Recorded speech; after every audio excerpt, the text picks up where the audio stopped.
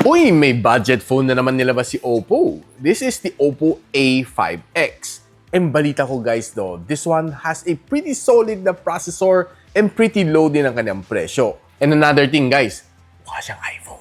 And another chika sa inyo, pamimigay ko tong OPPO A5X. So pag-usapan natin paano nyo pwede mapanalunan to OPPO A5X in this video. So huwag kang skip ng skip, okay?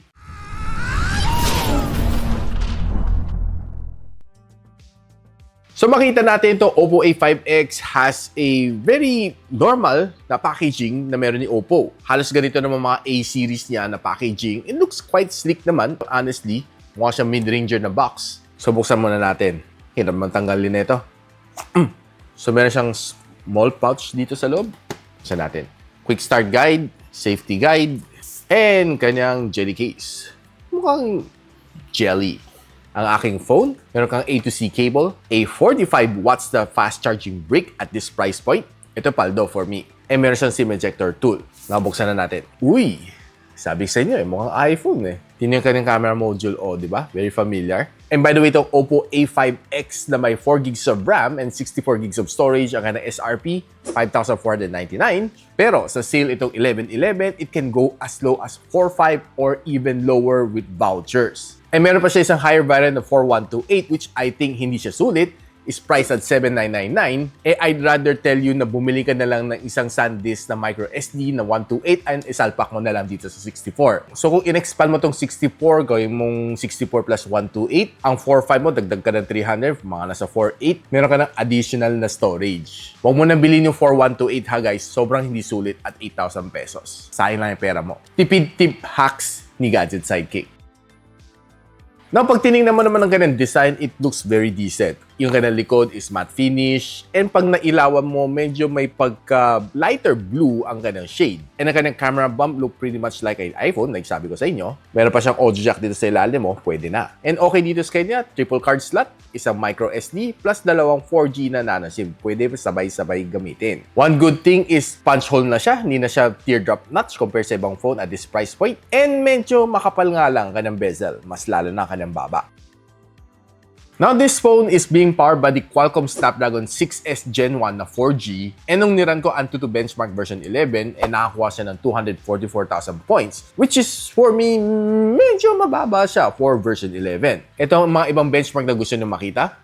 Na on day-to-day task, gamitin mo siya pang multitasking, okay naman siya. Except that pag marami ka ng apps na binuksan dito, mapapansin mo, magiging sluggish na siya. Sabihin na natin siguro the most 3 or 4 apps na buksan mo, okay pa siya. Pero kung mabot ka ng mga 5, 6, 7, ay mafe-feel mo medyo mag-slow down na siya. Kaya I would highly recommend you na isagad nyo tong RAM expansion ninyo up to 4 gig para mas maging smoother ang inyong experience if you're multitasking dito sa OPPO A5X. Nung ginagamit ko to ng walang RAM expansion, na feel ko na sluggish siya pag marami ng apps. Nung binuksan ko ang RAM expansion, so 4 plus 4, so naging 8 gigs of RAM, 4 gigs sa physical and 4 gigs sa virtual, is a bit better compared sa walang additional na RAM. And by the way guys, this is being powered by UFS 2.1, so yung read and write speed is not as fast. But if you're using this phone for basic tasks like social media, taking phone calls, and doing some photo edit dito, I think wala naman yung problema dito. Except siguro pag mag-video edit ka, I think medyo mainis ka dito. So kung gusto mo makita ang complete specs ng OPPO A5X,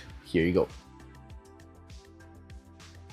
Now, one thing na nagustuhan ko dito sa kanya is quite big ang kanyang battery at 6,000 mAh.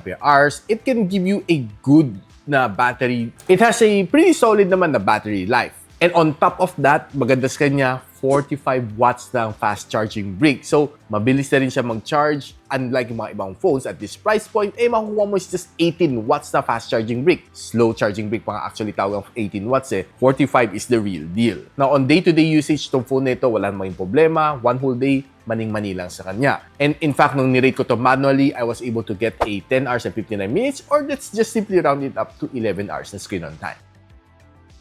Now, pagdating naman sa kanyang display, it's nothing really special that this one can only display up to 720p. Though buwabawi naman siya dito with a 90Hz screen refresh rate and ang maximum brightness niya is 1000 nits. So meaning, pag directly ka under the sunlight, walang problema itong phone na ito. Which is one of the advantages na pwede kong i-recommend dito sa OPPO A5X. Other phones at this price point, pagdating sa under sunlight, medyo hirap ka. Magiging singit ka para mabasa mo lang yung mga phones pag mababa ang brightness. Pero kung mag-browse ka naman ng mga favorite socials mo dito on this phone, walang problema. As long as you have a good internet connection, okay na okay naman dito. Mag-browse sa Facebook, TikTok, YouTube Shorts. Now, if you're watching your favorite shows on YouTube dito sa phone nito, it can only display up to 720p. But I think it's still pretty much solid naman for 720p dahil mas matipid naman siya sa data, and I would say that you get what you pay for. And another thing nga pala guys, before I forget, this one comes together with the IP65 that does some water resistance, and it also comes together with the military standard achuchu, which can give you some good shock resistance on this phone. Kahit ibato-bato mo siya, wala ka daw magiging problema. But remind you, of physical damage, void pa rin ang warranty.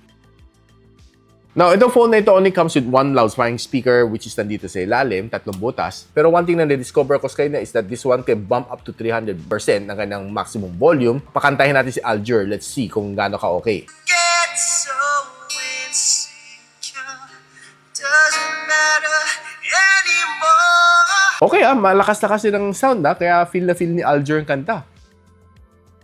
Now, pagdating naman sa gaming, dalawang titles nilaro ko, Call of Duty Mobile and Honor of Kings. Now, one thing na gusto ko rin naman dito is pwede ka pa mag-boost dito ng iyong gaming experience. Dahil meron siyang game mode na pwede mo i-pull out while you're gaming. Both of these games, okay naman ang experience ko, lalo si Honor of Kings. Smooth naman ang experience ko dito. I was able to achieve a 30 FPS na frame rate. Wala kang magiging problema sa Honor of Kings. Touch response is good. Sound is just okay. And one thing na gusto ko dito sa kanya is wala ako na-feel na frame drop sa kanya while I was gaming. Hindi yung biglang te-teleport ang kalaban mo, biglang mawawala sa harap mo. Which is, of course, sometimes nakakainis, di ba? Pero pagdating naman sa Call of Duty Mobile, okay rin naman ang kanyang gameplay. Except that on some heavy battles, lalo kung nagka-clash siya kayo on a certain point, marami kayo nagbabakbakan o nagbabarilan, nafe-feel ko na may frame drops. E pag tinitingnan ko naman sa kanyang FPS counter, kaya naman mag-achieve ng 60 FPS, pero pag nag-heavy clash na, bumababa as low as 42 FPS. Pero pag tumatakbo ka, naglalakad ka, mapapansin mo, most of the time, nasa 60 naman siya, 60 FPS. Touch response is good, sounds is just okay, mediocre lang naman siya, kasi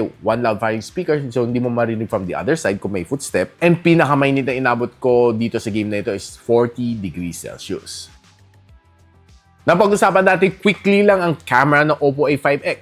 Ang kanyang likod is a 32MP na main camera shooter and a 2MP na depth sensor. Kaya na mag-shoot up to 1080p and 30fps, and ang kanyang harap is just 5MP and it can shoot you up to 1080p and 30fps as well. Now guys, let's check out some shots na nakuha natin from the OPPO A5X. And taking a look at some of this outdoor shot, not so bad naman mga na-capture natin. Medyo may pagka-darker ang kanyang green pag pinansin mo. And hindi super duper sharp ang mga photos na na-capture natin. Tama lang naman siya. On some occasion, makita mo good naman siya and you'd see the details.